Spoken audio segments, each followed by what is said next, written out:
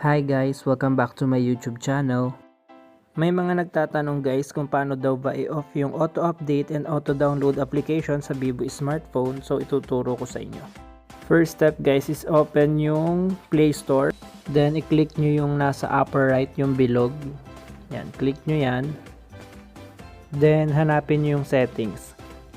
I-open yung settings, click nyo yan. Then i-click nyo yung network preferences. Then, dyan nyo makikita kung naka-on ba yung auto-update niya via Wi-Fi or via data. I-click nyo lang yun guys, then i-click nyo yung Don't Auto-Update Applications o yung Don't Auto-Update Apps. Then, okay. Then, isa pang problem guys is yung auto-download application sa Vivo smartphone. Click nyo lang yung B App Store. Then, i-click nyo yung sa lower right yung Manage. Tapos, i-click nyo yung settings icon sa taas, doon sa upper right, yung nasa taas. Yan, click nyo yan. Then, basahin nyo yung auto download over Wi-Fi.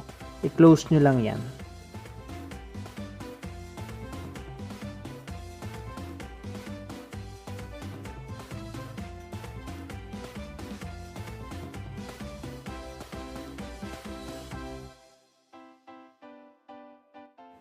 So yun lang guys, thank you for watching. Don't forget to click like, share, and subscribe.